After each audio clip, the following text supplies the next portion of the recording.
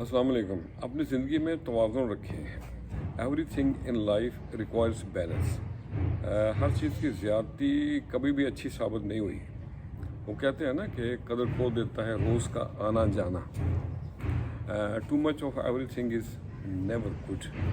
तो आओ सुने हम नियाज़ की बातें, सच और सच्चाई की बातें।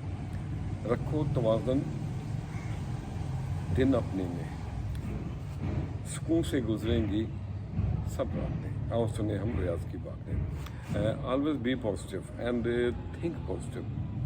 अगर आप हथौड़ा बन के सोचेंगे तो आपको हर मसला एक कील नज़र आएगा, ठोक दें।